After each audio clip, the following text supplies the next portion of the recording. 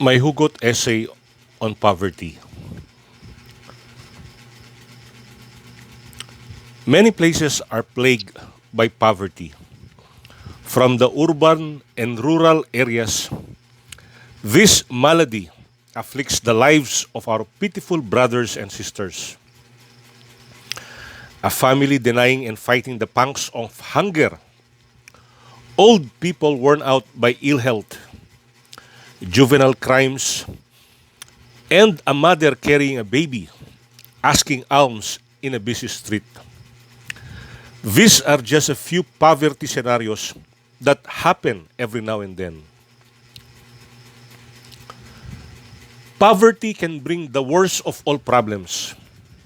From and with it comes theft, drug addiction, prostitution, kidnapping, robbery, rape, murder, assault, and other numerous crimes can precipitate. The reason behind all this violent behavior and sudden instances are the people living in vain, living in discomfort, living in discontent, living in woes, living in pain and misery for lack of want and lack of need. Trying circumstances have pushed them to the limit in an ocean of anguish to the very verge of despair.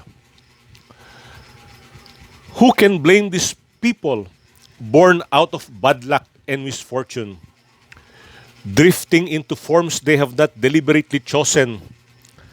Chances are they become erratic, anxious, erroneous, pitiful, immature, vicious, and evil.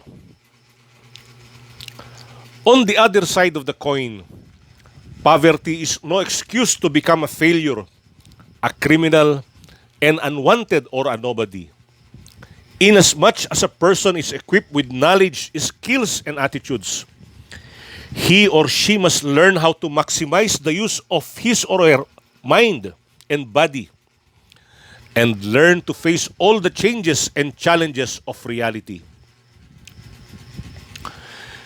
Eventually, one will master oneself, battle circumstances, and conquer all the odds that hinder to the attainment of a better condition.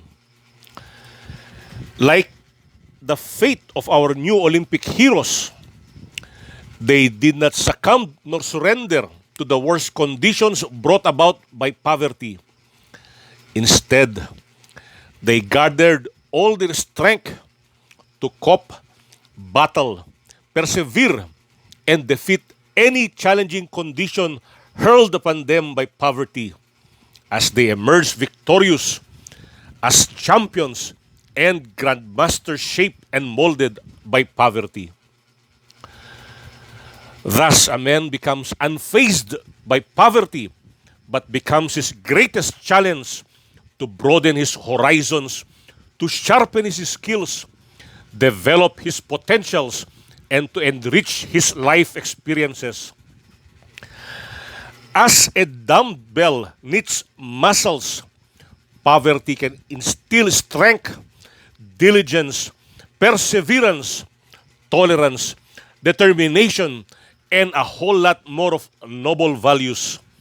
As a sword of steel is tried by fire, man acquires his greatest strength in the furnace of poverty. As life proceeds towards the future, men must learn how to be tough enough to get out from the web of poverty. Once he or she gets entangled or trapped, there will be nothing he or she can do except to accept his or her own sorrowful state. Just like the fate of the person sentenced to the electric chair, given his last wish, he largely embraced his mother and said unto her, Mama, if we were not very, very poor, then I would not be here today. There is no alternative in the life of a person except to overcome the test of life's changes, difficulties, and adversities. No matter how worse his or her plight may be, if one is strongly bent to achieve or attain something, then one will definitely succeed. As a magnet points and guides itself only towards the North Pole, so is a focused, guided man or a woman who positively, vigorously, and resolutely determines, does not give himself or herself an excuse to any condition or form of poverty.